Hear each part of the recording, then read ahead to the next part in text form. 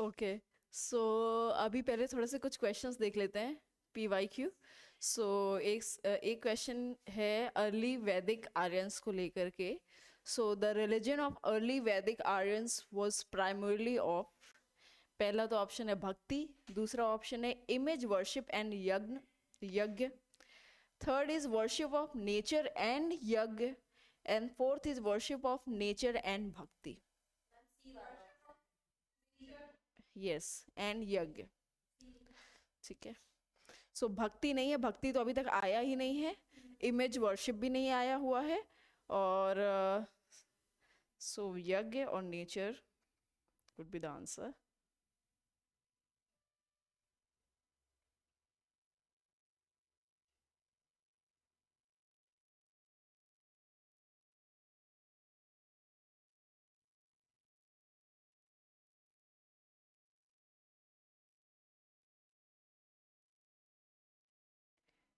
अच्छा, यहाँ पे क्वेश्चन है, who among the following was a brahmavadini who compose some hymns of the Veda.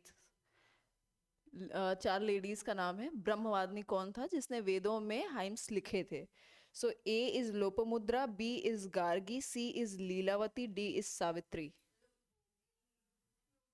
Lopamudra, Lopamudra was poet. ठीक है, सो इससे क्लियर हो जाता है कि हाइम्स उन्होंने ही लिखे होंगे। Okay, the river most mentioned in early Vedic literature is Sindhu.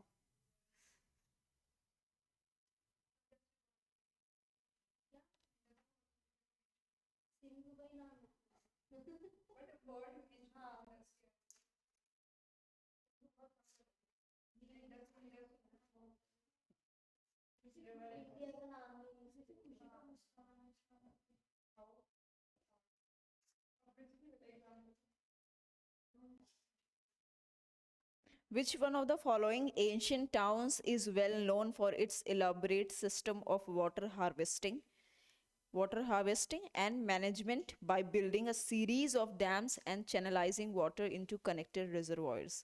Kalibangan, Ropar, Rakhigadi, Dholavira. Dams and water harvesting, अब ध्यान रखना ढोलवीरा। ठीक है,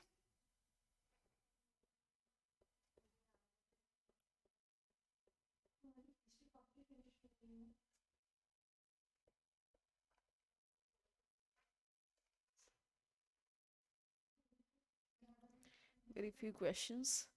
चलो मौर्यंस शुरू करते हैं, एंड देन मौर्यन से क्वेश्चंस काफ़ी मिलेंगे हमें। सो लास्ट हमने मगध के रूलर्स डिस्कस किए थे, एक बार थोड़ा सीक्वेंस में, जो अगर इम्पोर्टेंट याद हो, बिना देखे। ठीक है, उसने नोटबुक ओपन करके रखी। चलो, क्या किसमें नहीं है? अच्छा, इसमें नहीं है। ओके, तो चलो बताओ पहला कौन सा था। हम मगध एम्पायर की बात कर रहे हैं, कल हमने मगध एम्पायर डिस्कस किया था ना। सो डायनेस्टीज हमने डिस्कस की थी, चार पांच कहानियां बताई थी आपको। सो उसमें से सबसे पहला हिंट हिंट आप हिंट आपको दें तो महाभारत में मेंशन है, बृहद्रथ। बृहद्रथ, ठीक है। एंड देन उसके बाद आता है कौन? प्रद्योत। प्रद्योत के बाद आता है, ही वॉज फ्रॉम हरियाणा का। बिम्बिसार का बेटा अजात शत्रु, उसका बेटा उदयन। ठीक है, उदय भद्र और उदयन। ये अजात शत्रु और उदयन इज इंपॉर्टेंट, क्योंकि दोनों के टाइम पे, उदयन के टाइम पे तो कैपिटल ही 2-3 बार चेंज हुआ। ठीक है, और अजात शत्रु। एंड देन उसके बाद वो कौन सी डायनेस्टी से आता है? शिशुंग। शिशुंग डायनेस्टी। ठीक है, एंड इसके बाद है Nanda dynasty. Where are you? Shishunga के बाद है नंद, शिशुंग के पहले है हरियाणा का। ऐसे क्योंकि शिशुंग का जो एक मिनिस्टर था, उसने मारा था किसको? ये अजात शत्रु के बेटे के बेटे के बेटे को, यानी हरियाणा का डायनेस्टी का जो आखिरी रूलर था, उसको शिशुंग डायनेस्टी का एक आदमी था, मिनिस्टर पालिका नाम था उसका, उसने मारा था। तब शिशुंग डायनेस्टी आती है, एंड देन फिर फाइनली महापद्मनंदा ने शिशुंग डायनेस्टी के आखिरी को वाले को मारा था, and then how it started. So Mauryan dynasty 321 BC,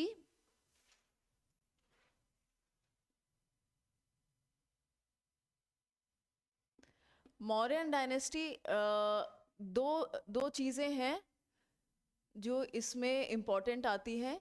वो ये है इनका पॉलिटिकल सिस्टम और आर्ट एंड कल्चर जो इस वक्त डेवलप हुआ था।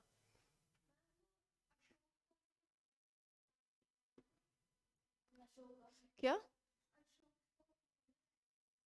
अशोक का क्या आया था? अभी आएगा ना, मौर्यन में आएगा ना।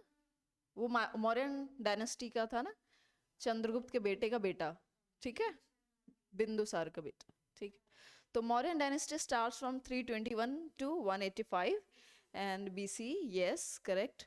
और ये बीसी एडी में कोई दिक्कत तो नहीं है।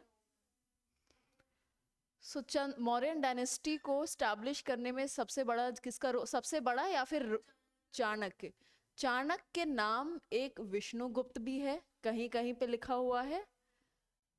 ठीक है, जब आप ल्यूसेंट पढ़ोगे ना तो उसमें विष्णुगुप्त भी कई जगह पे लिखा हुआ है, राइट, जहाँ पे यूनिवर्सिटी डेवलप होने की जहाँ बात हो रही है।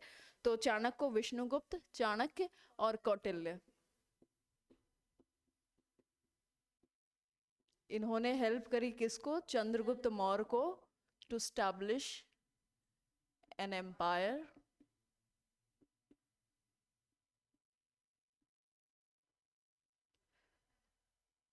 अब यहाँ पे पॉलिटिकल सिस्टम बहुत अच्छा हो जाता है इस टाइम पे। ठीक है, और यहाँ पे क्या हो जाता है, एक वही ग्रीक अलेक्जेंडर, उनका गवर्नर जनरल होता है सेल्यूकस निकेटर वन जिसको बोलते हैं।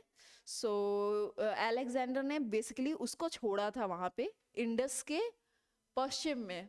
ये अपनी इंडस बह रही है और इधर पे सेल्यूकस निकेटर था, और ये रहा अपना। देखिए, सो यहाँ पे इंडस ऐसे ऐसे आ रही है। सो यहाँ पे था, वेस्ट में था, निकेटर अभी यहीं पे है। और now they are planning to cross this Indus. ठीक है, और इसी की खबर लगी थी उनको। यस,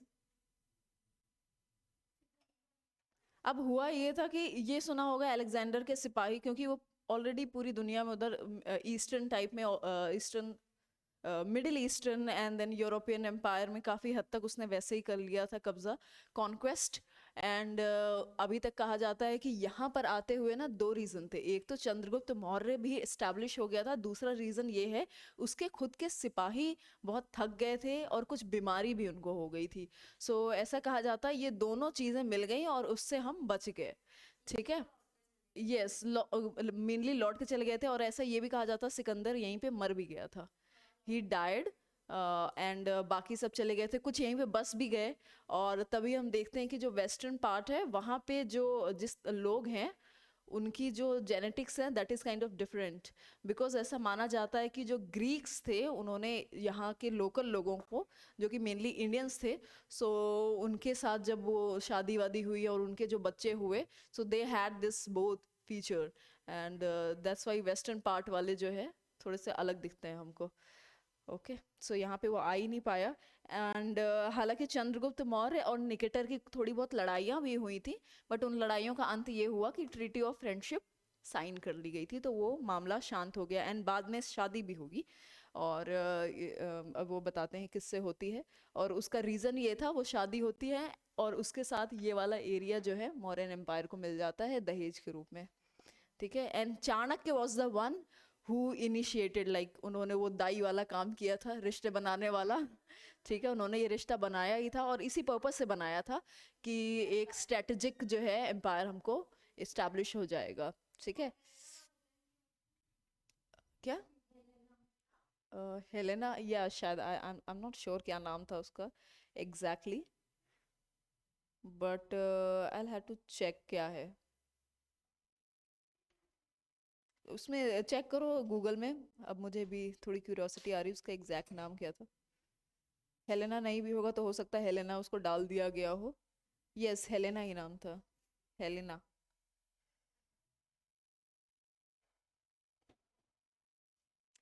सो गवर्नर जनरल जो अलेक्जेंडर का था Seleucus Nicator, Seleucus Nicator. He was what, जीजी यानी governor general of Alexander. He signed a treaty of friendship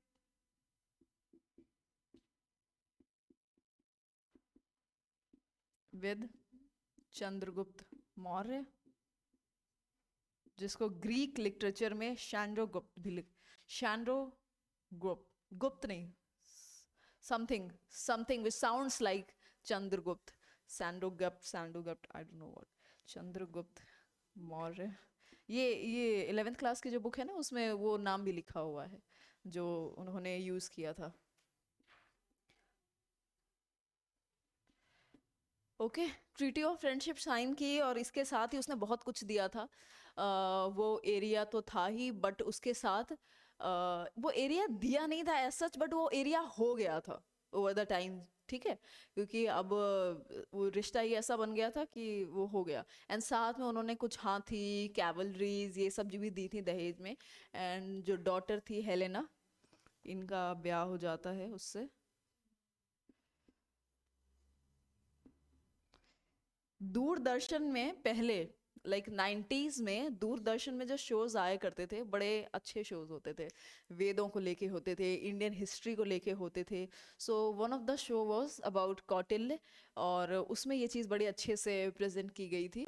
so 90s के अभी डीडी आर्काइव्स है यूट्यूब में चैनल. सो दूरदर्शन वालों ने उस चीज़ को वापस से प्रेजेंट करना शुरू किया बिकॉज लॉकडाउन में रामायण कैसे फेमस हुआ था ना. सो उसके बाद से दे गॉट सम मोटिवेशन. सो ये सारी पुरानी चीज़ें. एक और अच्छा शो था उपनिषद को लेकर के, उपनिषद. सो उसमें एक बूढ़े हैं, बूढ़े पिता और उनका बेटा. जो बेटा वो है जो कि ग्रीक या फिर यूरोपियन लिटरेचर को लेके बड़ा फैसिनेटेड है और उसको इंडियन लिटरेचर या फिर इंडियन फिलॉसफी में कोई इंटरेस्ट नहीं है. तो उसके पिताजी कैसे उसको कन्विंस करते हैं. सो ही वॉज इनटू थिएटर. सो वो ये शेक्सपियर का ड्रामा जो है वो उसको ड्रामा प्रिपेयर कर रहा होता है. एंड देन उसके पिताजी उसको कन्विंस करते हैं कि उसके अलावा हमारे पास कालिदास के कितने सारे ड्रामा हैं and then we have so much in literature, तो you can do that as well. अगर तुमको रोमियो जूलियट ही करना है तो हीर रांझा भी कर सकते हो. ठीक है, सो ऐसे करके साहिबा मिर्ज़ा भी कर सकते हो आप. सो ऐसे करके वो कैसे उसको कन्विंस करते हैं and then he ended up being true Indian philosopher. So उसकी स्टोरी थी. तो उसमें उपनिषद के बारे में बहुत अच्छी जानकारी मिलती है हमें. एंड थोड़ा बहुत उपनिषद के बारे में पता भी होना चाहिए बिकॉज यू नेवर नो. जैसे अभी मैं देख रही थी यहाँ पे उपनिषद ने पुराने क्वेश्चन आए हुए हैं. ये 2014 में आया था ये सवाल. The national motto of India that is Satyamev Jayate inscribed below the emblem of India is taken from which Upanishad. हालांकि ये सबको पता होगा, आई होप. नहीं, बिना ऑप्शन के ये पता होना चाहिए. एक उपनिषद है जो ऑलमोस्ट हर स्कूल में छोटे छोटे बच्चों को ये बताया जाता है, सत्यमेव जयते कहाँ से लिया गया है. Hiding your face. चलो अच्छा ठीक है. Okay okay, let me check. इसमें क्या क्या ऑप्शन दिए हैं, फालतू ऑप्शंस भी दिए हैं. ऐत्रेय उपनिषद, ऐत्रेय उपनिषद ही नहीं है पहली बात, ऐत्रेय ब्राह्मण है. कठा उपनिषद, छांदोग्य उपनिषद, मुंडक उपनिषद. अभी भी टाइम लग रहा है. मुंडक उपनिषद है, सच में नहीं सुना ये कभी कि सत्यमेव जयते किससे लिया गया है. मुंडक उपनिषद. अच्छा, सच में, इवन यू. नहीं मुंड अच्छा okay. So now today I am giving you a very interesting homework. Supreme court का एक मोटो है, ठीक है, और पुलिस जो है हमारी आईपीएस इंडियन पुलिस सर्विस, उनका भी एक मोटो है. ओके, इन सब के मोटो के बारे में यू हैव टू. लबासना का मोटो पता है? चलो ये तो पता है, ठीक है. एंड इसके अलावा सुप्रीम कोर्ट का जो है एंड देन पुलिस वाला जो है आईपीएस का, ठीक है, उस पर आप किसी पुलिस स्टेशन में जाओगे जो पीछे लोगो बना होता है ना उसके ऊपर वो लिखा होता है. मैं नहीं बताऊंगी, वो गीता का बहुत ही फेमस श्लोक है, उससे थोड़ा सा लिया गया है.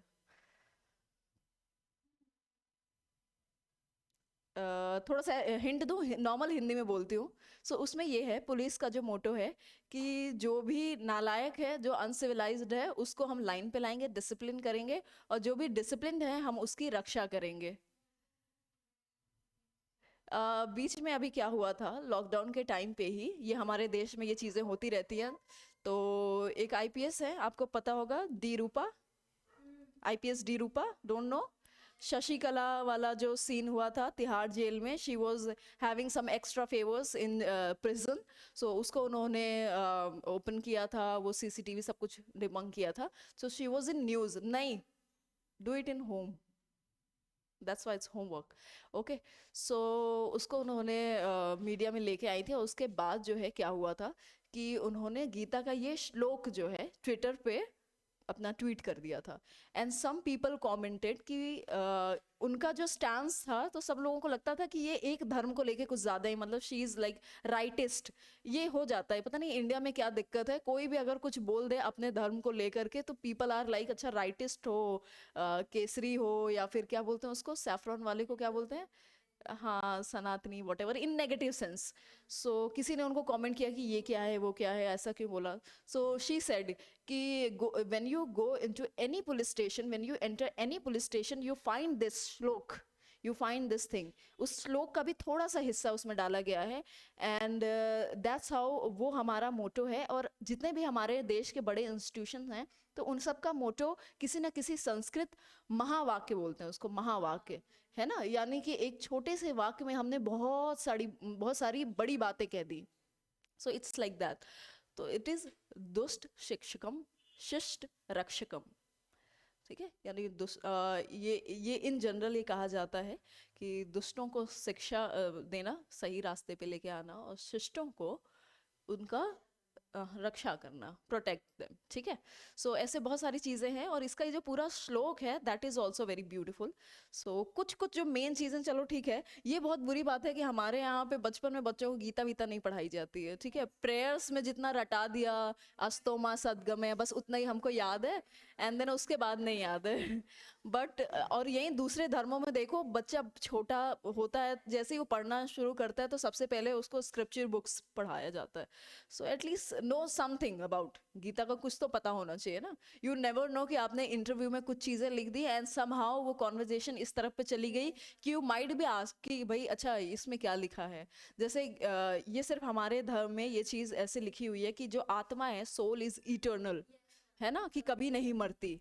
सो इसको लेकर के जो एक प्रॉपर श्लोक है वो गीता में लिखा हुआ है, नैनम छिदन्ते शस्त्राणि, नैनम, नहीं आता। सो नो, ये धीरे धीरे आएगा, आई am not saying that, but कुछ चीज़ें जो है आउट ऑफ क्यूरियोसिटी कि हमारे फिलोसफी में क्या है, और यू बीइंग फ्रॉम इंडिया, मतलब आपको इतना थोड़ा बहुत पता होना चाहिए कि फिलॉसफी क्योंकि इतनी रिच है, जितनी रिच फिलॉसफी है, भले ही वेस्टर्नर्स जो होते हैं वो कहेंगे इंडिया की फिलॉसफी कुछ भी नहीं है, ठीक है, we have a very rich one, but actually हमारी जो फिलॉसफी है बहुत रिच है, बहुत पुरानी है, and it is very diverse.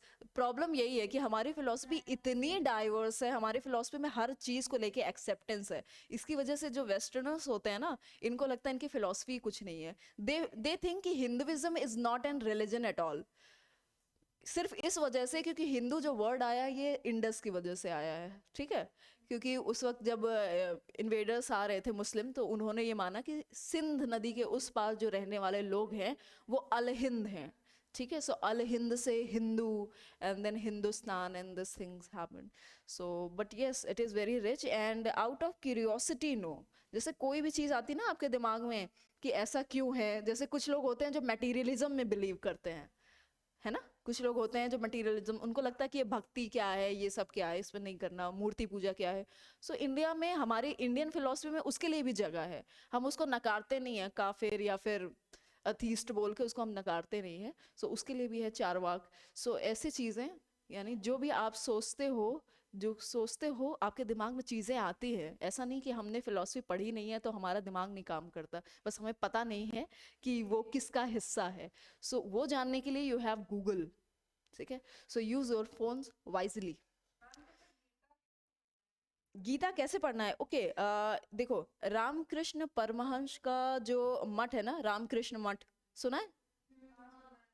सो इन्होंने मेरे पास तो एक पहले थी गीता प्रेस गोरखपुर, ठीक है, वो हर घर में होती है। वो अलग बात है कि मंदिर में लाल कपड़े में लपेट के रख दिया जाता है और वो कभी खुलती नहीं है, फिर दिवाली के दिन उसकी धूल झाड़ी जाती है और फिर लपेट करके रख दिया जाता है।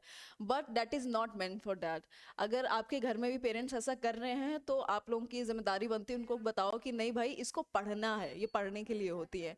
And specially Gita. So Gita Press Gorakhpur की जो गीता है बहुत ही सबसे ट्रस्टवर्दी मानी जाती है, वो इसलिए क्योंकि उसमें श्लोक लिखा है एंड देन एग्जैक्ट हिंदी लिखा हुआ है। ठीक है, वहाँ किसी का इंटरप्रिटेशन नहीं है कि मेरा ये मानना है ऐसा है, मेरा वो मानना है ऐसा, बस वो ट्रांसलेशन है शुद्ध हिंदी में।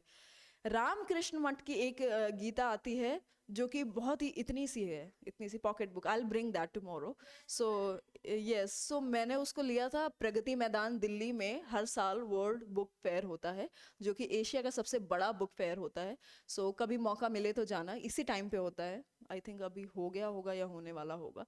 सो वहाँ से मैंने ली थी। It was just for 35 rupees. And 35 rupees में आपको इतनी बढ़िया, इतनी छोटी सी बुक मिलेगी। 2 लाइन का श्लोक है, एक पेज में संस्कृत है, एक पेज में हिंदी है। 2 लाइन का श्लोक है, इधर 2 लाइन में हिंदी में लिखा हुआ है। It is as simple as it could get. ठीक है, so I will bring it tomorrow, अगर मुझे ध्यान रहेगा तो। सो मैं आपको उसको दिखाऊंगी। सो उसमें चीज़ों को पढ़ो। क्या? हाँ बिल्कुल, टेक्स्ट कर देना। I will bring that. So थोड़ा बहुत पढ़ना हमें आना चाहिए। टाइम निकालो, टाइम बहुत होता है हमारे पास, ऐसा नहीं कि टाइम नहीं होता है। हाँ, टाइम कहाँ चला जाता है, because we have no management over it. ठीक है, दैट्स वाई। उसने इकट पहना है but I am not sure कि इट इज ऑथेंटिक इकट और what, but the print is ikat. Yes, it is double ikat. Okay, so which is from Odisha. चलो, modern empire, Chanakya, Kautilya, Vishnugupta, Seleucus Nicator और treaty of friendship, ये चीज़ें हो गई। और इसके बाद आता है, अच्छा, इस ट्रीटी के साथ जो है फ्रेंडशिप ट्रीटी थी, इसके साथ मौर्यन एम्पायर को मिला Balochistan, eastern Afghanistan and the region west of Indus. So basically आप ये जान लो कि रीजन वेस्ट क्या मिला दहेज में, इनका दहेज डिस्कस कर लेते हैं। Balochistan, yes. So west of Indus में दहेज का सामान है इनका, रीजन वेस्ट ऑफ इंडस।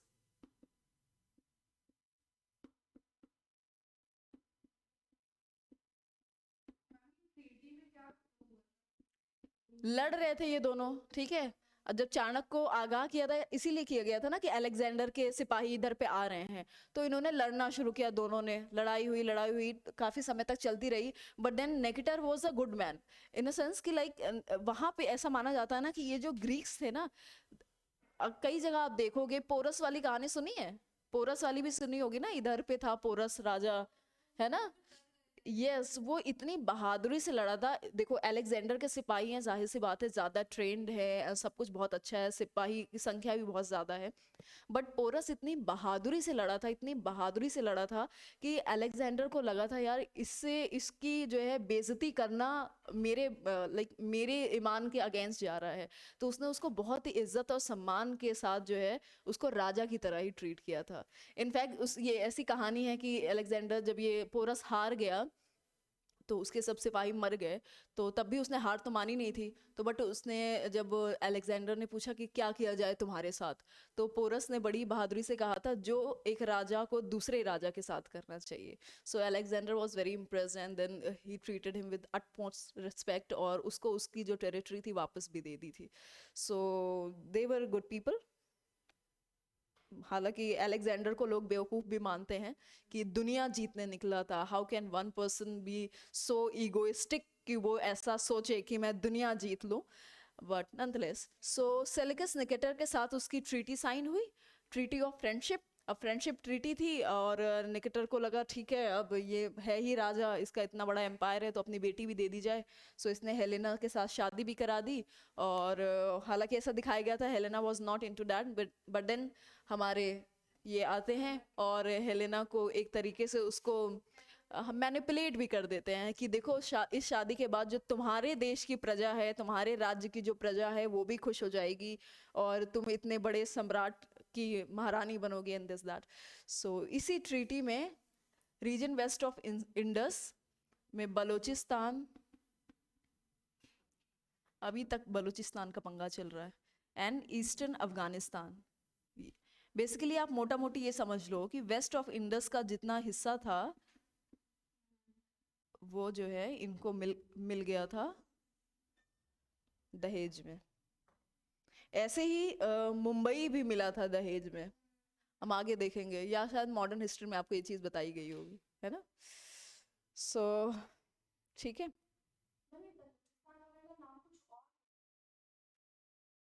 आ, उसमें कुछ और नाम लिखा हुआ है, क्या लिखा है?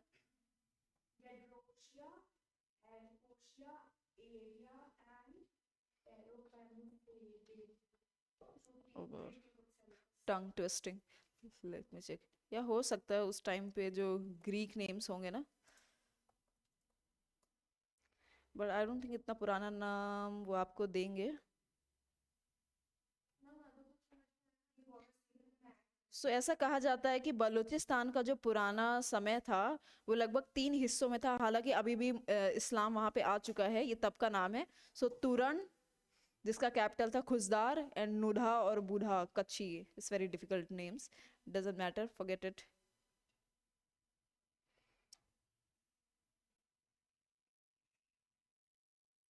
मेलुहा भी कहा जाता है। हम जब हिस्ट्री पढ़ते ना, एंशियंट हिस्ट्री से शुरुआत की, तो उसमें मेलुहा वर्ड, मेल मुद्राएं, सील्स मिलती है ना वहां पे। सो मेलुहा जो वर्ड है, यस, सो मेलुहा वर्ड जो है बलूचिस्तान के लिए इस्तेमाल किया गया है एंशियंट हिस्ट्री में। इराक, इराक, इराक इजिप्ट वाला जो एरिया है, दैट इज। अब मेगास्थनीज है। मेगास्थनीज ने किताब लिखी, क्या नाम था उसका? इंडिका। अब इंडिका में उन्होंने सोसाइटी और इकोनॉमी के बारे में बात की है, और काफ़ी डिटेल में दिया है किस तरीके के वहाँ पे महल बना करते थे, और शायद उसी में मेंशन है कि वुडन महल थे उस टाइम पे। ठीक है, सो मेगास्थनीज की इंडिका। अब इंडिका में क्या चीज़ें लिखी वो हमारा आर्ट एंड कल्चर का पार्ट हो जाएगा, सो उसमें हम ज़्यादा अच्छे से देख लेंगे। और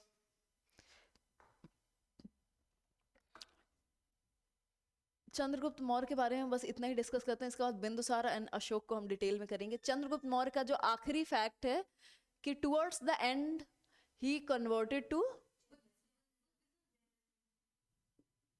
कोई और भी कुछ बोलना चाहता तो वो भी बोल दे।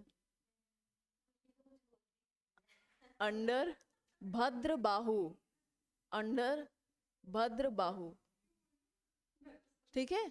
सो भद्र बाहु के अंडर जो है, he was a Jain monk, and इनके अंडर ये चले जाते हैं। कहा जाता है कि वहाँ पे उस टाइम पे जब ये जैनिज्म में कन्वर्ट हुए थे, उस समय इतना सूखा पड़ा था कि कुछ खाने पीने को नहीं था, बेसिकली फेमाइन आ गई थी, and then he along with Bhadrabahu, उनके साथ ये साउथ की तरफ चले गए थे, कर्नाटका की तरफ। कहाँ? श्रवण बेलगोला। आज श्रवण बेलगोला किस लिए फेमस है?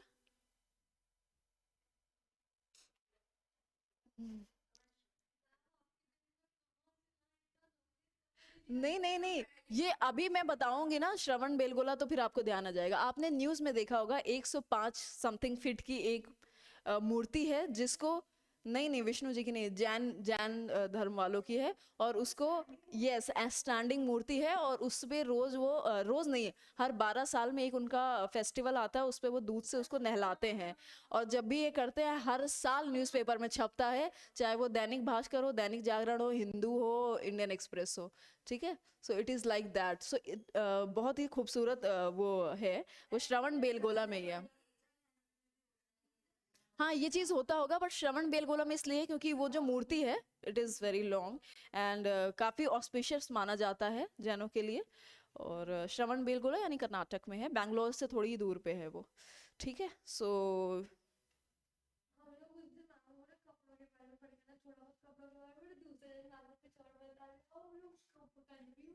क्या क्या क्या क्या हुआ? हाँ,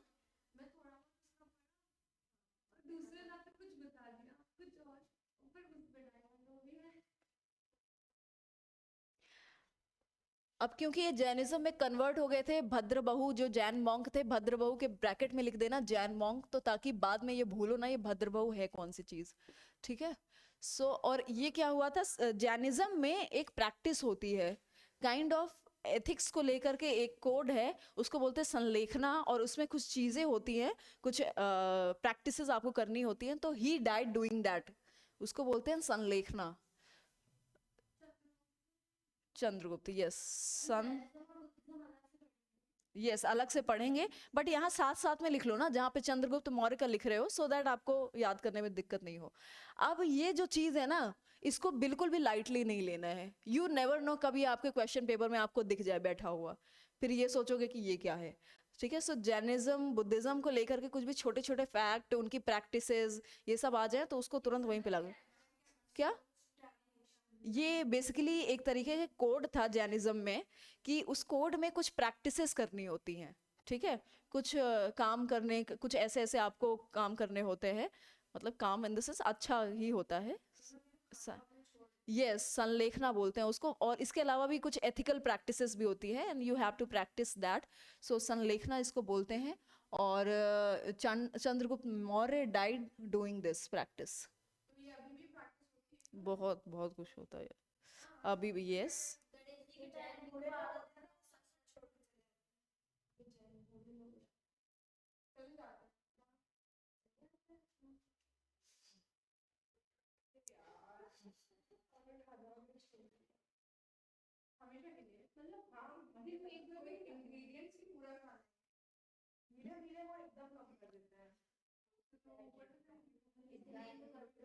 चलो अब बिंदुसार के पास आते हैं।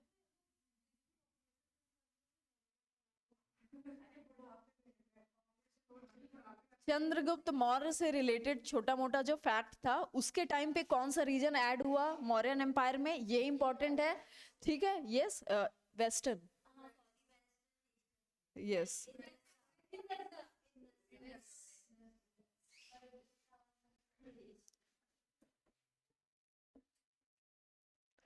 ठीक है, इसका एरिया इंपॉर्टेंट है, और जैनिज्म में ये कन्वर्ट हुए, कौन से मॉन्क के अंडर कन्वर्ट हुए? एक है भद्रबाहु, एक दूसरे मॉन्क है, दो मॉन्क इंपॉर्टेंट है। और आपने ये सुना होगा श्वेतांबर दिगंबर। ठीक है, so it is like that. So हम उसको और डिटेल में पढ़ेंगे, अभी कंफ्यूज नहीं करूंगी, बस आप इतना ध्यान रखना कि जैनिज्म में कन्वर्ट हुए थे, कौन से मॉन्क के अंदर हुए थे, और कौन सी प्रैक्टिस इन्होंने की थी।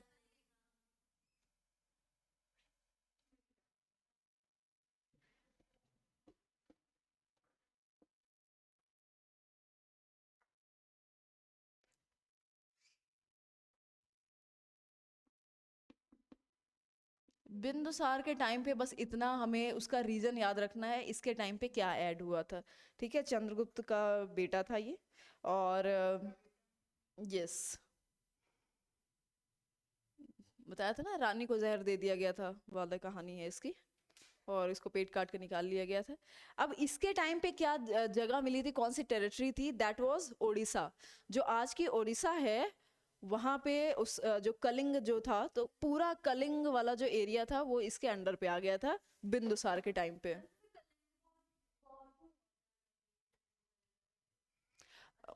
नंद में मिल गया था ना। आपने जब हम नंद वाला पढ़ रहे थे, तो हम महापद्मनंदा का पढ़ रहे थे ना, उस वक्त उसने कलिंग एक्वायर कर लिया था, तो थोड़ा बहुत किया था, एंड देन बिंदुसार ने उसको और एक्सटेंड किया, टुवर्ड साउथ तक ले गया। तो जो अपने इंडिया का जो नीचे का थोड़ा सा हिस्सा है ना, बस इतना छूटा था, बाकी पूरा जो है, हाँ, यहाँ इस मौर्यन एम्पायर में अभी तक कवर हो चुका है। इधर वेस्ट वाला तो कवर ही हो गया था दहेज में, इधर वाला थोड़ा सा और कॉन्क्वेस्ट किया। अब अशोक जी आएंगे, अशोक जी तो पूरा संभालेंगे अपने पास।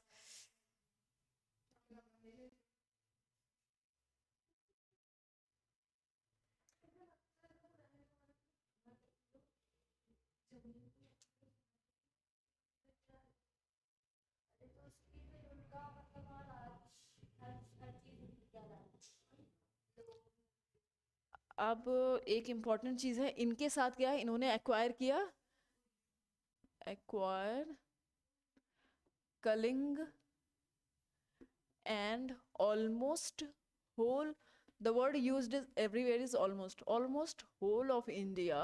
अब आप मैप देख लेना, जब हम ये कर रहे हैं ना साथ में, जब घर जाओगे चैप्टर पढ़ोगे, except some parts of south India, except some parts of south India.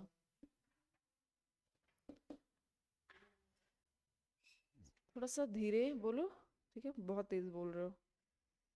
अब क्या है, रिलीजन को लेकर के इन्होंने, इनके पिताजी ने अडॉप्ट किया था जैनिज्म, इन्होंने अडॉप्ट किया आजीविका। एक मिनट बताती हूँ। ये आजीविका जो है, जैसे जैनिज्म है, बुद्धिज्म है, अभी लंबे समय तक चला, आजीविका एक स्मॉल सेक्ट था, स्मॉल नहीं सेक्ट माना जाएगा, जो इसी टाइम पे उभर के आया था। इसका जो मेन पर्पस था, इसको जैसे बोला जाता ना आजीविका, तो जीना और उसके आगे आ लगा दिया, तो kind of opposite to that. So living way of living aesthetic life, सब कुछ छोड़ छाड़ के जीना वाला जो चीज है, सो दैट इज आजीविका। सो ही अडॉप्टेड आजीविका। अब ये चीज साथ साथ ध्यान रखना, चंद्रगुप्त मौर्य जैनिज्म, बिंदुसार आजीविका, अशोक जब आए थे अशोक ने क्या किया था, बुद्धिज्म। सो अब देखो हर राजा के टाइम पे कौन किसको पेट्रोनेज मिल रही है, चीजें बदल रही है ना। तो जैनिज्म को पेट्रोनेज मिली होगी मौर्यन चंद्रगुप्त के टाइम पे, एंड इनके टाइम पे आजीविका सेक्ट को एक अच्छा सब्सटेंस मिल गया, एंड इसके बाद अशोका के टाइम पे बुद्धिज्म को मिलेगा। ओके, और काउंसिल भी ऑर्गेनाइज कराएंगे अशोक हमारे।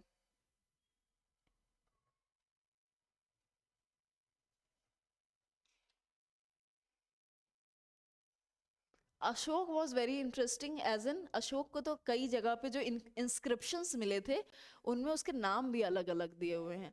दो जगह पे सिर्फ उसका नाम अशोक यूज किया गया है। कहाँ पे, यू रेड इट ना, क्या नहीं,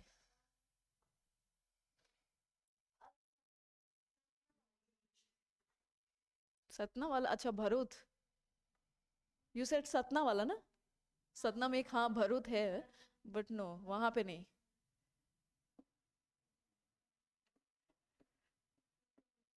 अशोका के बहुत सारे इंस्क्रिप्शंस हैं, पिलर्स हैं, ठीक है, और इसका पूरा मैप बना हुआ है आपकी एनसीईआरटी में।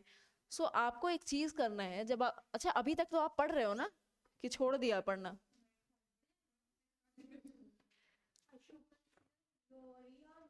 ये थीम्स वाली जो किताब है, ये है पेज नंबर 33 में, किंग्स फार्मर्स एंड टाउन्स में मैप 2 है, डिस्ट्रीब्यूशन ऑफ अशोकन इंस्क्रिप्शंस। यहाँ पे ये सारे मैप में बना हुआ है, ठीक है, मनसेरा, शाहबाजगढ़ी, कांदाहार, देखो कहाँ तक बाउंड्री, देख लो कहाँ कहाँ तक है। और यहाँ पे साइन भी बना हुआ है, major rock edicts, minor rock edicts, pillar inscriptions, ठीक है। अब मैंने क्या किया है, पिलर को एक जगह पे लिख दिया है, रॉक्स को एक जगह पे लिख दिया है, सो आपके माइंड में चीजें थोड़ा सा क्लियर हो जाए। सो अशोका के इंस्क्रिप्शंस इंपॉर्टेंट है, बट आपको सारा रट्टा नहीं मानना है, जिस इंस्क्रिप्शन में कुछ खास मिला हो हम बस वो देखेंगे। सो अशोका शुरू करते हैं। Ashok, it's Ashok basically, but India English का प्रकोप है कि हर चीज के आगे Ram became Rama, Ashok became Ashoka. I don't know why Akbar didn't became Akbara, है ना, है ना। हाँ ये स्ट्रेंज नहीं है कि ऐसा क्यों हुआ, औरंगजेब को औरंगजेबा, तो हिंदू नेम में आगे ए लगा दिया। अच्छा उसका कुछ लोग ये भी कहते हैं कि उसका रीजन ये है क्योंकि जब हम संस्कृत में लिखते हैं तो हम लिखते हैं ये आह, रामा। सो ऐसा माना जाता है कि जब इंग्लिश पीपल जब ट्रांसलेट कर रहे थे तो दे यूज टू डिस्कस विद जो हिंदू हिंदू धर्म के जो मेजर पंडित हुआ करते थे, जो संस्कृत जानते थे, उनसे वो बात करते थे, तो he they might be you know pronouncing it as Ram, और may be like that, so उसकी वजह से वो ए लग गया।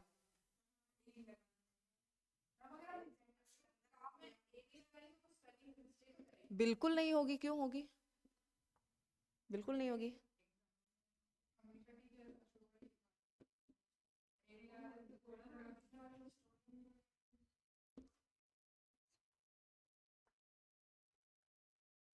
कितनी कम उम्र थी बेचारे की, हालांकि बेचारे तो नहीं थे वो, he is the great. Ashoka is always written as the great. Why, जो अखंड भारत की डिबेट आज चल रही है, it was started since Ashok. Ashok ने उस चीज को इतना एक्वायर किया था। हाँ चाणक्य टाइम्स चल रहा था, बट अशोक ने उस चीज को अकम्प्लिश किया था, एक प्रॉपरली वो चीज दिखाई थी। दैट्स व्हाई अशोक के आगे ग्रेट लगता है। क्या? किसका? अभी वाला भी अलग नहीं है। व्हाई इज इट अलग? व्हाई अलग?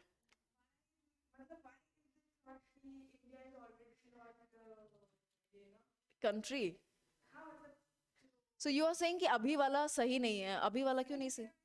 हाँ हाँ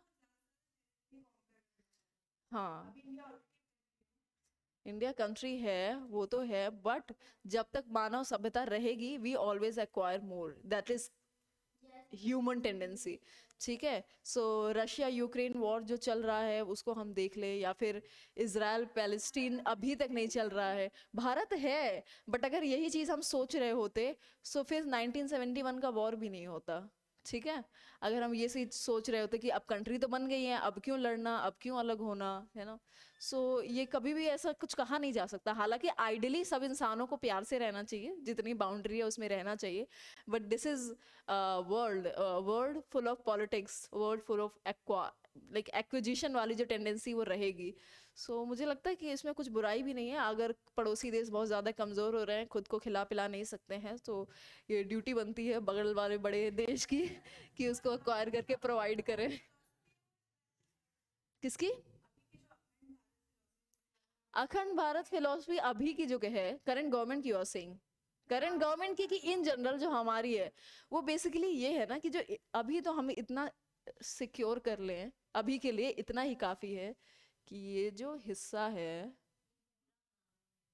ये वाला जो हिस्सा है, ये पहले तो ये ही इंश्योर हो जाए। ठीक है। फिर इसके बाद आता है यहाँ पे, ये हो गया अपना उत्तराखंड, ये हो गया अरुणाचल। अब ये वाला जो एरिया है, दिस इज ऑल्सो टर्बुलेंट। सो हम ये चाहते हैं कि ये भी इंश्योर हो जाए, कम से कम यहाँ पे किसी तरीके की इन्फिल्ट्रेशन ना हो। फिर इधर वाला जो एरिया है वो म्यांमार वाला तरफ, हालांकि उधर एज सच एक्विजिशन वाला इशू तो नहीं है, बट इन्फिल्ट्रेशन का बहुत इशू है। ठीक है। सो बहुत ही ज़्यादा पोरस बॉर्डर है उधर पे, कि इतना ज़्यादा वहाँ पे, और वो उसकी टोपोग्राफी मैटर करती है ना, कि बाउंड्री ऐसी है वहाँ पे इतना। जैसे इधर तो हमने वेस्ट पार्ट में, पाकिस्तान के तरफ वाले में तो हमने प्रॉपर बाउंड्री बना दी है। ठीक है। वायरिंग एंड दिस दैट बहुत सारी चीज़ें हैं, कि कोई घुसता भी है तो तुरंत कैच हो जाता है या जो भी है। सो इधर पे वो चीज़ें नहीं है। सो पहले तो हम यही इंश्योर कर लें। ठीक है। और ये वाला हिस्सा भी, ये अक्षय चिन्ह, ठीक है, जो चाइना जिस पे वो करता है। सो हमारे पास बेसिकली इतना है। ठीक है। सो अगर प्रैक्टिकली देखा जाए तो map is like this, it will go like this. अगर असल में देखा जाए एक्चुअल मैप, ये इधर वाला हिस्सा पाकिस्तान, इधर वाला हिस्सा चाइना, इधर वाला हिस्सा भी चाइना। सो हम ये गलत कैसे हो सकता है कि अगर हम ये सोचें कि हम इसकी बजाय, इसको एक्वायर करने की बजाय इसको और बढ़ा लें, इसको और बढ़ा लें, या फिर इधर एक्वायर करने की बजाय इसको और बढ़ा लें, when that can happen this can also happen, right? हालांकि मैं यहाँ पे किसी को ट्रेजर नहीं सिखा रही हूँ, बट जनरल एक पॉइंट है जो कि हो सकता है।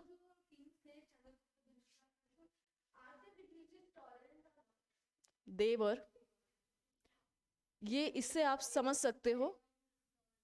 देखो पहली बात तो यहाँ पे इस्लाम वाली चीज नहीं आई है, क्रिश्चियनिटी नहीं आई है, ये चीज ध्यान रखो पहली बात। हाँ ठीक है। दूसरी चीज ये है कि जो भी है कि हिंदुइज्म से ही निकले हुए सेक्ट्स हैं।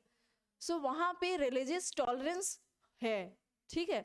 और अलग अलग राजा, मतलब दादाजी कुछ और मानते हैं, बेटा कुछ और मानता है, पोता कुछ और मानता है, तो यहाँ भी हम देख रहे हैं कि पेट्रोनेज चेंज हो रही है। सो अशोका द ग्रेट, बिंदुसार का टाइम पीरियड इसके पहले ही है, इसका टाइम पीरियड नहीं भी याद रखोगे तो ठीक है। 292 से 272 ही लिव्ड बिट लॉन्गर। अब ये कहा जाता है कि स्क्रिप्ट्स इस वक्त कौन कौन सी थी।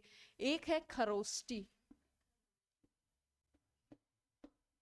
ये सुना होगा आपने, पाली प्राकृत के अलावा एक ये है। ठीक है। अब क्या है कि जेम्स प्रिंसिप ने पहली बार अशोक के इंस्क्रिप्शंस को पढ़ा था। ठीक है।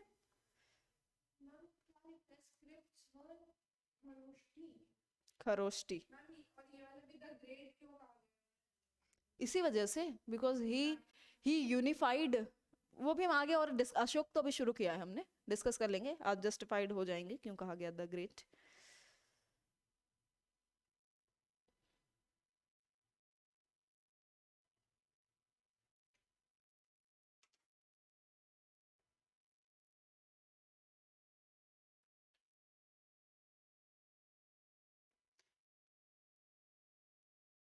जो मैंने आपको बताई थी ना किताब थीम्स, इसमें इन सब के बारे में बहुत अच्छे से लिखा हुआ है, स्क्रिप्ट्स के बारे में। ठीक है, सो खरोष्टी स्क्रिप्ट को ये भी कहा जाता है इंडो बैक्ट्रियन स्क्रिप्ट, और ऐसा माना जाता है इसको पर्शियन ने इंट्रोड्यूस किया था यहाँ पे।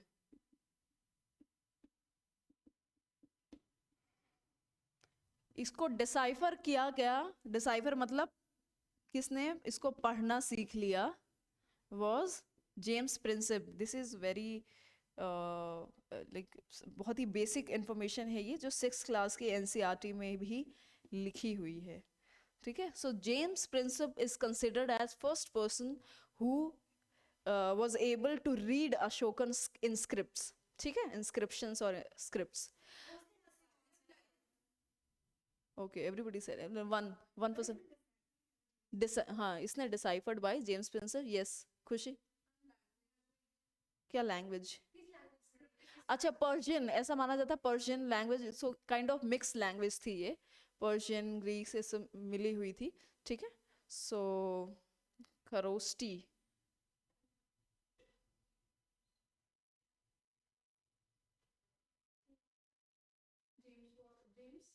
Prinsep,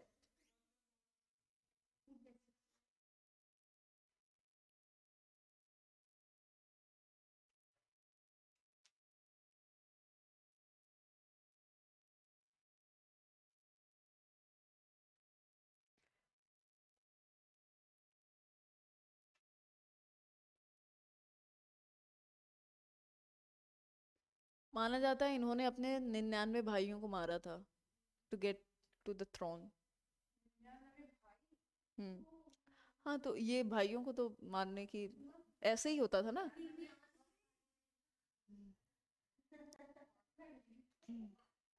It, it is believed that he killed 99 brothers to get to the throne. अब आप यहाँ पे देखिएगा। अच्छा, अशोक के बारे में एक और इंटरेस्टिंग चीज है, he was very brutal, very cruel, right? But then after Kalinga he suddenly चौक 100 चूहे खा के बिल्ली हज को चली वाला हिसाब किताब हो जाता है।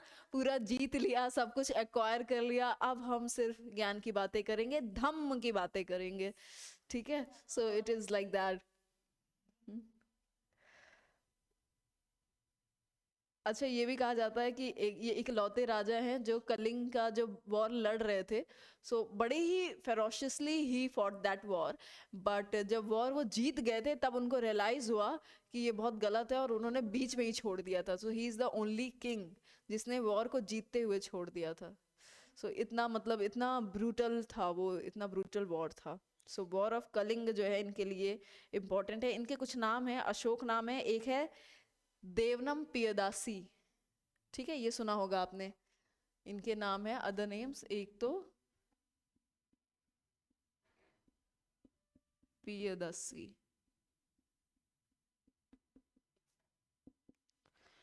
अशोका नेम जो यूज किया गया है, Ashok name used in which inscriptions, in Maski. अब मैप में देखो मस्की इंस्क्रिप्शन कहाँ है, उसी मैप में देखो मस्की, एंड एक और है जिसका नाम है गुर्जर। देखो किस टाइप की इंस्क्रिप्शन है वो, माइनर रॉक एडिक्ट है ना दोनों,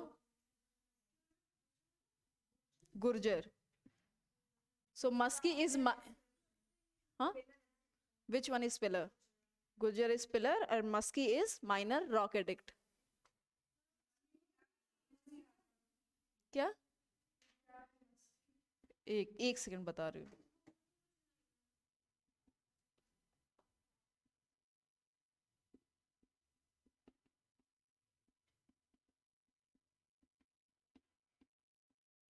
देखो, इंस्क्रिप्शन बेसिकली ये जो पाए गए हैं ना, major rock edicts, minor rock edicts, pillar inscription. अब जैसे कोई राजा है, अब ये हमारे हैं मौर्य एम्पायर, यहाँ मगध में है, ठीक है, इन्होंने तक्षशिला के आसपास इन्होंने कुछ काम करवाया। जैसे हम यहाँ पार्क में जाते हैं, फला फला विधायक द्वारा ये कुर्सी लगवाई गई, फला फला विधायक द्वारा ये खंबे लगवाए गए, है ना। It is like that in older times. So अगर उन्होंने तक्षशिला में कहीं काम करवाया आसपास, सो उन्होंने वहां पे काम करवाया और फिर उनके सम्मान पे वहां पे कोई रॉक होगा, उस रॉक में नाम गुदा होगा कि ये इन्होंने बनवाया है, ठीक है। सो कहीं पे रॉक एडिक्ट्स है, कहीं पे पिलर इंस्क्रिप्शन, यानी पिलर में पूरी डिटेल लिखी हुई है। सो वो मैप दिया हुआ है कि कहाँ पे मेजर है, माइनर है, पिलर है। सो वो मैप इंपॉर्टेंट भी है, ठीक है।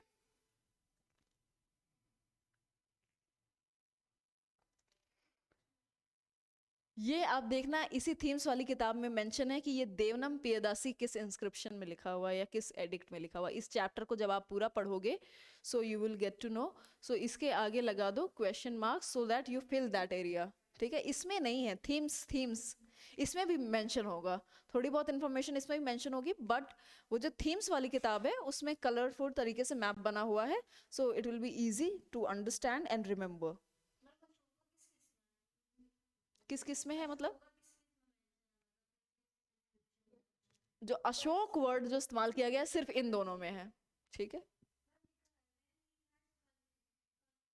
कंस्ट्रक्टेड,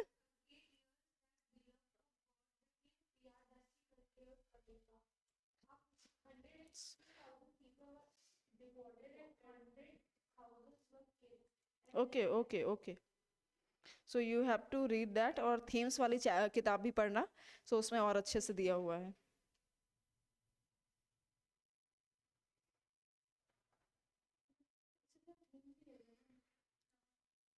अब इनकी जो सबसे इम्पोर्टेंट है,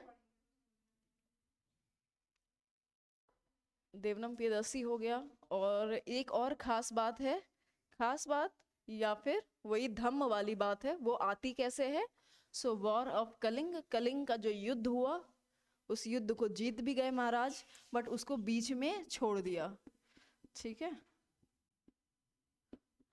अब जब इसको बीच में छोड़ दिया, सो अभी तक जो इनकी पॉलिसी थी अशोक की, वो थी क्या? कॉन्क्वेस्ट पॉलिसी, ठीक है, वॉर एंड कॉन्क्वेस्ट। इसको बोलते थे उस वक्त की जो लैंग्वेज है, बेरी घोष।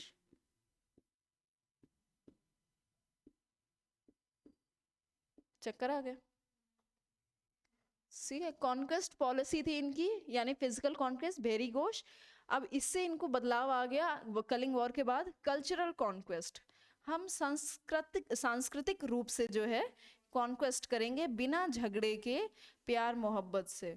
इसको बोला जाएगा धम्म घोष।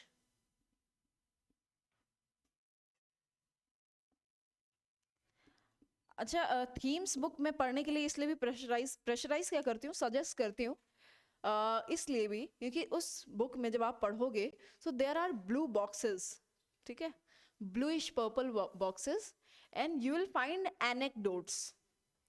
एनेक्डोट्स लाइक उसमें छोटी मोटी कहानी होगी कुछ, ओके। ये देखो, ऐसे ब्लू बॉक्सेस बने होते हैं इसमें। सो जब आप इसको पढ़ते हो ना, सो आपको चीज़ें और अच्छे तरीके से ऐसा लगेगा कि हाँ ठीक है, now I am getting much more. So इसमें एक है story, what the king's officials did. King के ऑफिशियल क्या करते थे, टैक्सेस कलेक्ट करते थे या फिर जो भी चीज़ें करते थे। एक है capturing elephants for the army. So Arthashastra में कहा गया है, छोटे छोटे डिटेल्स लिखे हुए हैं एडमिनिस्ट्रेशन और मिलिट्री ऑर्गेनाइजेशन को लेकर के। सो उसमें एलिफेंट्स को लेकर के भी चीज़ें लिखी हुई हैं, ठीक है। और भी ऐसी बहुत सारी चीज़ें हैं इसमें, ये समुद्रगुप्त के पास हम आ गए। And but this is very interesting, ये जो ब्लू बॉक्सेस होते हैं ना, इसमें आपको बहुत सारी चीज़ें मिल जाएंगी। ये सुदर्शन लेक को लेकर के, गुजरात में जो सुदर्शन लेक है, ये सवालों में बहुत आता है, यस। सो इसमें इसमें ब्लू बॉक्स बना था, उसमें उसके बारे में दिया हुआ है। सो उसको ज़रूर पढ़ना एंड अंडरलाइन कर लो। सो कीवर्ड्स है, एंड यू विल फाइंड, और उसको पढ़ना एक बार ना थीम्स के सारे ब्लू बॉक्स पढ़ लेना, and then go through PYQ। You will find so many question just by reading those blue boxes. It is like that, वो इतना इंफॉर्मेटिव है, ओके। अब इन्होंने क्या किया, अब अपने बेटा बेटी सबको भेज दिया, किसी को श्रीलंका, किसी को इधर की तरफ, कि जाओ धम्म का प्रचार करो। ठीक है, इनकी बेटी का क्या नाम था, अ, पता नहीं, अभी आएगा तो मैं दिखाऊंगी, नाम नहीं ध्यान आ रहा उसका। सो बेटी को भी इन्होंने भेजा था, बेटे को भी भेजा था। सो कल्चरल कॉन्क्वेस्ट, तो अब धम्म घोष शुरू हो जाता है। So he converted to Buddhism and missionaries भेजे थे। मिशनरीज वही जैसे आज के टाइम पे हम अम्बेसडर्स भेजते हैं, उस टाइम पे भी अम्बेसडर्स भेजते थे, और ये इनके बेटा बेटी होते थे और कुछ सीनियर मंत्री होते थे। तो कहाँ कहाँ he sent missionaries, to Sri Lanka, Burma, Burma is, Burma is current Myanmar. What is that, ये क्या है?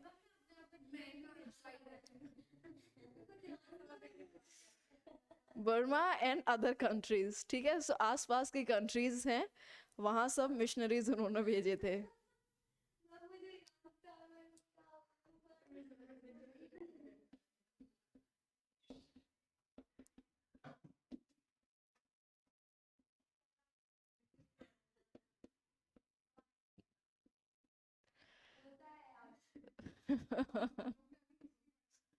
Sri Lanka and other. नहीं, आर्ट लेना, पता है, I was not aware, even I think कि यार आर्ट लेना चाहिए था 11th 12th में, इट इज मोर यूजफुल। हाँ, ये भी होता है, स्कूल में ही नहीं होता है, राइट। नहीं, दिस हैपेंस, स्कूल में ही नहीं होता वो।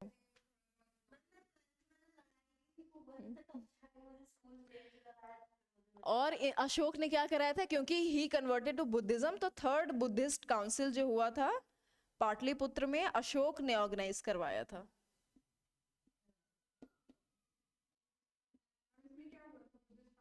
बुद्धिस्ट काउंसिल में क्या हुआ, ये हम डिस्कस करेंगे किसमें, जब हम बुद्धिज्म पढ़ेंगे, एक प्रॉपर लेक्चर करूंगी जिसमें बुद्धिज्म और जैनिज्म का। वॉर ऑफ कलिंग, इतना ही जाना है आपको? लड़ाई हुई थी, कलिंग को एक्वायर करना था उसको। कलिंग का जो भी राजा था, I don't remember the name, कोई जरूरी भी नहीं है, बस इतना लोग, उसको कलिंग एक्वायर करना था। हाँ, वॉर ऑफ कलिंग। तो आपकी जानकारी के लिए, कलिंग का राजा कौन था यही बता देते हैं। हाँ, जितने जितने जरूरी है ना नाम, उतना भी हम याद कर ले तो भी बहुत अच्छा है। अच्छा, कलिंग वॉर किसमें मेंशन है, rock edict 8th, no 13th, rock edict 13th, इसमें कलिंग वॉर के बारे में इंफॉर्मेशन दी गई है। मैप में देखिए आप, थीम्स थीम्स, ये है पेज नंबर 33।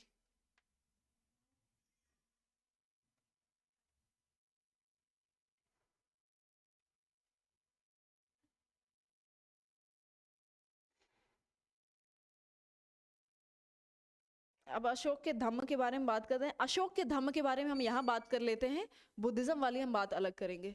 अब अशोक का धम्म था, बस ये कहा जाता अशोक धम्म पॉलिसी, बट उसमें जो बातें लिखी हुई हैं they are very general, and वही चीज़ें हैं जो बुद्धिज्म में लिखी हुई हैं, हिंदुइज्म में लिखी हुई हैं, बस उसी को उसने अपनी लैंग्वेज में कन्वर्ट कर दिया, so it is like that. So Ashok Dhamma, it is the ethical moral code of conduct propagated by Ashok.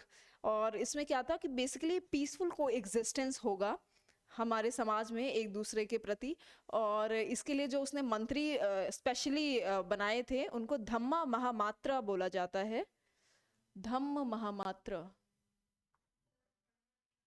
धम्म घोष के लिए धम्म महामात्रा, ये मंत्री होते थे, स्पेशल मिनिस्टर्स, जो उसके मैसेज को फैलाएंगे। Now give me that books, मैं वो अशोक की जो, ये देखो, इसमें मैंने अंडरलाइन भी किया हुआ है। सो ये क्या है, धम्म में क्या चीज़ें थी, रिस्पेक्ट टुवर्ड्स एल्डर्स, ठीक है, बड़ों के सम्मान करो, generosity towards Brahmins, and those who renounced worldly life, जिन्होंने संसार छोड़ दिया, सन्यासी, ठीक है, treating slaves and servants kindly, respect for religions लिखा हुआ है, ठीक है, not one, and traditions other than once own. Secularism इन्होंने बहुत पहले ही पढ़ा दिया था। सो कभी सेक्युलरिज्म पे सवाल आए तो एक इंटरेस्टिंग लाइन ऐड कर देना। हाँ, अशोक ने एक सिखाया था कि respect religions and tradition other than once own. ठीक है,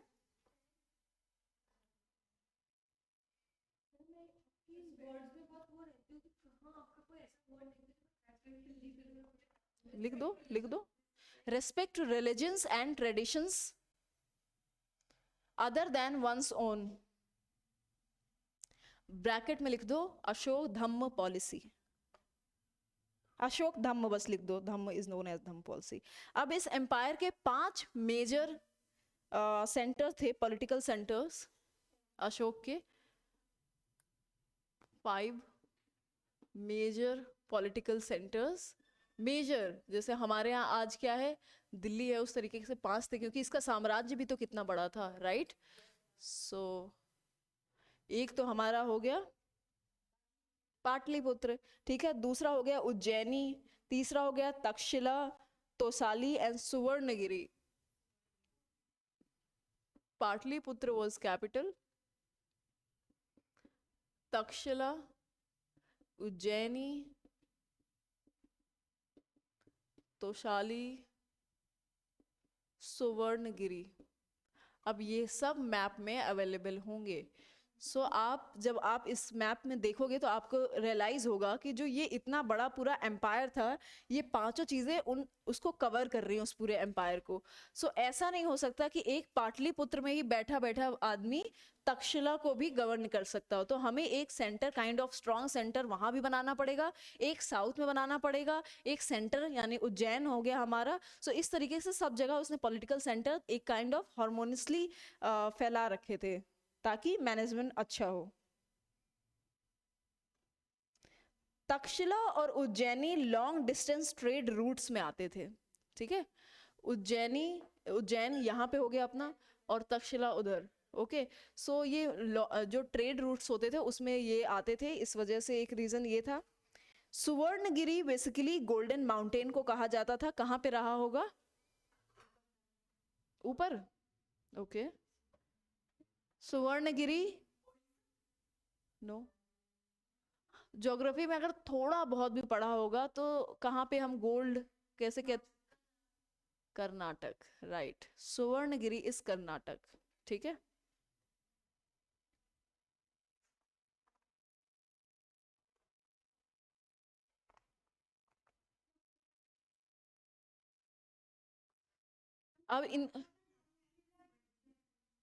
अब आज नहीं बोलते, बट वो जो पहाड़ है, हाँ, पहले उसका नाम स्वर्णगिरी था बिकॉज वहां से गोल्ड टैप किया जाता था। पर आज भी हम कर्नाटका को पढ़ते हैं ना, कोणार, है ना। हाँ, सो देखो इसमें आपको कोई डाउट भी नहीं होना चाहिए, पूरे देश में गोल्ड कहाँ से निकलता है, ऐसा तो है नहीं, हर जगह है, ठीक है। So clear. मध्य प्रदेश में एक लाइक मिलता है, अब मैं उसका नाम ही ले दूंगी तो सब समझ में आ जाएगा। हाँ, कहाँ, पन्ना, पन्ना में क्या मिलता है, गोल्ड। ओके, सो अब मेगास्थनीज ने इंडिका में और जो चीजें इनकी पॉलिटिकल सिस्टम को लेके मेंशन की है, एक ये चीज मेंशन की कि यहाँ पे कमिटीज होती थी, जैसे आज के टाइम पे हमारे पास कमिटीज है ना, तो अशोक के टाइम पे भी कमिटीज होती थी, और अलग अलग ब्रांचेस के लिए इसने कमिटीज बना रखी थी। नेवी कमिटी हो गई, मिलिट्री कमिटी हो गई, ठीक है। So he has transport committee, ये लिख लो। मेगास्थनीज मेंशंस कमिटीज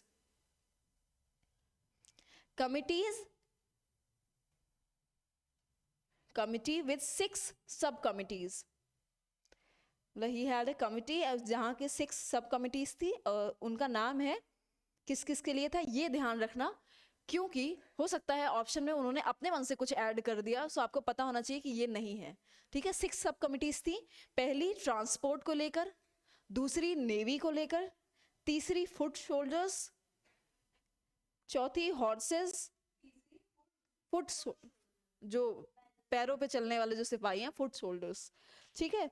चौथी हॉर्सेस, पांचवी चैरियट्स, छठी एलिफेंट्स। सो बेसिकली आप सारा देख लो, एक ट्रांसपोर्ट को छोड़ करके बाकी सब आर्मी रिलेटेड है, ठीक है। Any doubt Apurva? हाँ बिल्कुल, हम उसको पढ़ेंगे आर्ट एंड कल्चर में, ठीक है। थोड़ा बहुत आर्ट एंड कल्चर इनका अभी साथ में ही देख लेंगे, बट क्योंकि आपको जैनिज्म, बुद्धिज्म और इंडियन फिलोसफी, वैदिक फिलोसफी, इन सबको अलग से टाइम थोड़ा सा देना पड़ेगा, क्योंकि जैनिज्म बुद्धिज्म मैं आपको मौर्यन एम्पायर के साथ नहीं पढ़ा सकती। ये अपने आप में ही अच्छा टॉपिक है, बड़ा टॉपिक है, और अच्छे खासे सवाल आते हैं, ठीक है। तो अगर आपने जस्ट इमेजिन सिर्फ जैनिज्म, बुद्धिज्म और फिलोसफी, इंडियन फिलोसफी, बस इतना 3 चीज आपने पढ़ ली, तो आप समझ लो 3 से 4 क्वेश्चन आपके हो गए, ठीक है। तो सिर्फ जैनिज्म को पढ़ के अगर आपका एक सवाल बन रहा है तो क्या बात है ना। मेंस में तो आते ही हैं, पर मुश्किल प्रीलिम्स में होता है, क्योंकि प्रीलिम्स में आपको फैक्ट याद करना बड़ा मुश्किल है कि ये किस, यस यस, कौन सा किस सेक्ट का है, ये किस सेक्ट का है, इसका क्या मतलब है। सो ये चीज़ें ध्यान रखना। अब जैसे अच्छा, इसमें स्टेट वालों को ये चीज़ ध्यान रखनी चाहिए कि आप कभी ये मत सोचो कि ये वाली चीज़ें हमारे में नहीं पूछेंगे, या फिर यूपीएससी वालों को ये नहीं सोचना चाहिए कि आप ये सोचो कि ये स्टेट में ऐसा सवाल है डायरेक्ट, तो इसमें नहीं पूछेंगे। मैं आपको एक सवाल बताती हूँ जिसमें आया था पद्म पानी को लेकर के, बोधिसत्व पद्म पानी को लेकर सवाल आया था, यूपीएससी का सवाल था, बट ये सवाल स्टेट में अभी आता है, और as it is like direct ये वन स्टेटमेंट सवाल था, और जो स्टेट में भी आता है यूपीएससी में भी आ चुका है। ये आर्ट एंड कल्चर जब हम पढ़ेंगे बोधिसत्व पद्म पानी के बारे में, ठीक है। एक और है कि हम ये मानते हैं ना कि जो नया अवतार होगा वो कल्कि होगा, है ना। सो एक सवाल ये भी आया था, कल्कि को लेकर के भी एक सवाल आया था। हाँ ये इजी है, ठीक है, but may be some time जो लोग ज़्यादा हिंदुइज्म फॉलो नहीं करते हों उनके लिए थोड़ा मुश्किल हो जाएगा। हमें तो पता है ना, हम बचपन से सुन रहे हैं, ठीक है। और एक ऐसे एक और इंटरेस्टिंग सवाल था, बुद्ध को लेकर के था कि इसमें से 4 नाम हैं और किसको माना जाता है कि बुद्ध का ही ये अवतार है।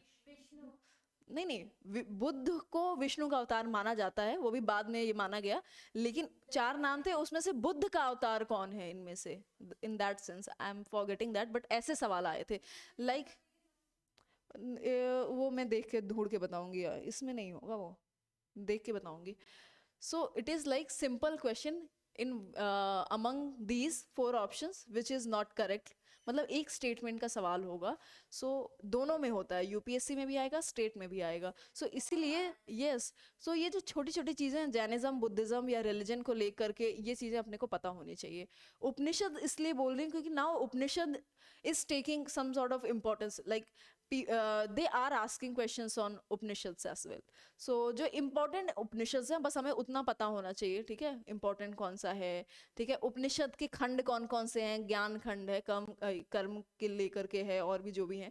सो ऐसे करके फिलोसफी, 6 फिलोसफी है, उन 6 फिलोसफी में क्या क्या चीज़ें हैं, मेन मेन, जैसे ये पूछा जाता सांख्य फिलोसफी किसने दी थी, ठीक है, किसने दी थी।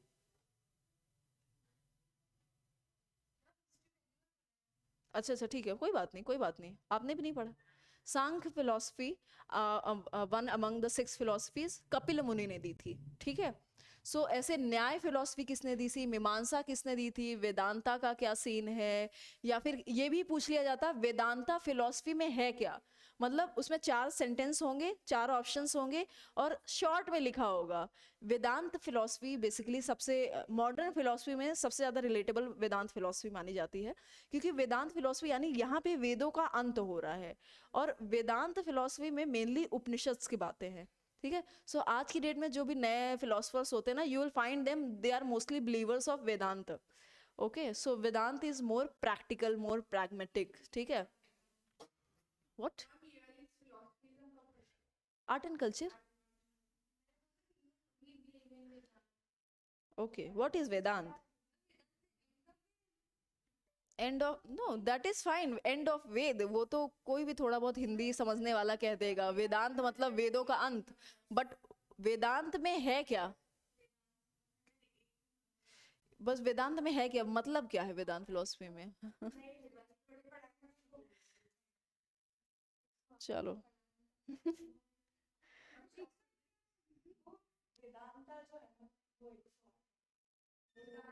उपनिषद हैं 108।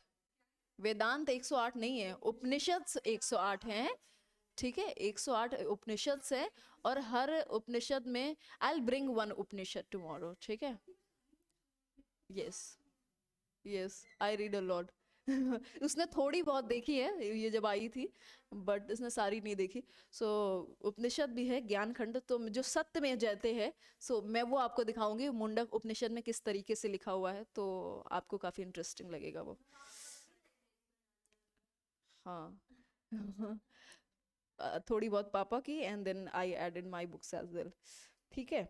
सो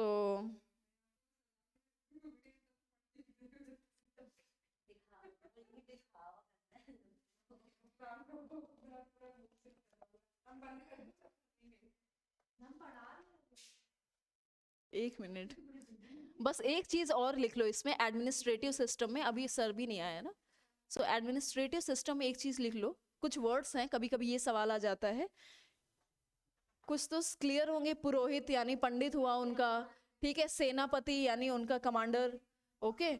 और अमात्य क्या होता है, अमात्य में कभी कभी लोग कंफ्यूज हो जाते हैं क्योंकि ये वर्ड उतना पॉपुलर नहीं है।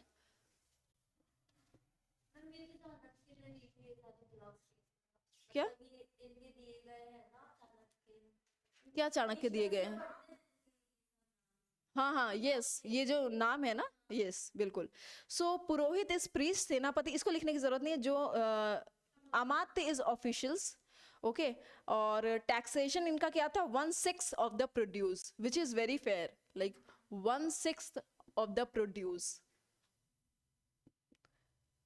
और जब आप ब्रिटिशर्स एरा में, लाइक ब्रिटिश इंडियन गवर्नमेंट जब आ जाती है यहाँ पे, तब आप देखिएगा टैक्स क्या हो जाता है। ये मौर्यन एम्पायर का टैक्स है, विच इज वेरी गुड। समहर्थ, ये सवाल में आ भी चुका है। ये जो ऑफिशियल है, ये कौन कहलाता है? इसका काम होता था कि कलेक्शन, ये कलेक्ट करता था, assessment and collection, in charge of assessment. ये this is part of PYQ, ठीक है। In charge of assessment and collection.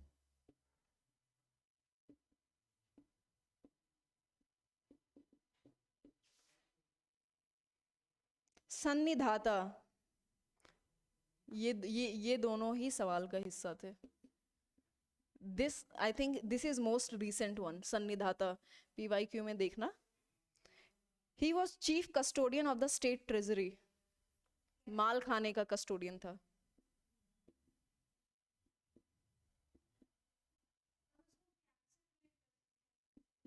कह सकते हैं, कह सकते हैं बिल्कुल।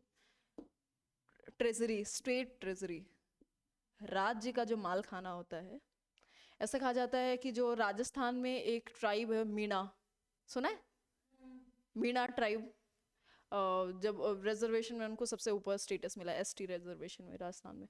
सो मीणा ट्राइब जो है, बहुत सुना होगा यार मीणा ट्राइब, क्योंकि ऑफिसर्स बहुत होते हैं, DM IPS, DM specially you'll find many Meena in, जब UPSC की लिस्ट आती है या फिर स्टेट PSC की जब लिस्ट आएगी ना, सो आपको मीणा बहुत मिलेंगे। सो देवर, ऐसा माना जाता है बहुत ही ट्रस्ट वर्दी थे। सो जो राजस्थान के जो किंगडम्स थे, उनकी जो ट्रेजरी संभालने का जिम्मा इस मीणा ट्राइब के पास था। सो क्योंकि इन पे भरोसा बहुत किया जाता था, बहुत ईमानदार माने जाते थे। सो और इसीलिए इनका स्टेटस भी काफ़ी अच्छा है, like they are tribes but they do not, like काफ़ी फ्लरिश्ड है इनकी। जुडिशियल सिस्टम में सबसे पहले तो राजा ही सबसे बड़ा जज है, CJI राजा है, ठीक है। एक होते हैं धर्म स्थिर, जिनको सिविल कोर्ट्स कहते हैं, ये बस लिख लो जुडिशियल सिस्टम में वर्ड्स।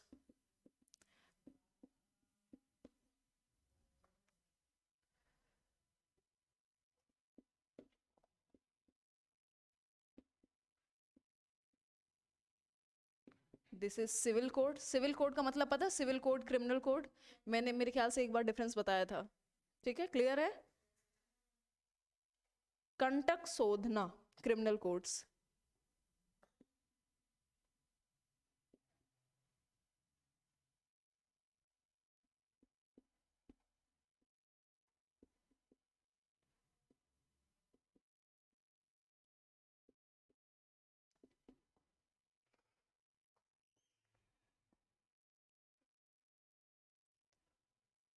कंटक शोधन, शोधना या शोधन।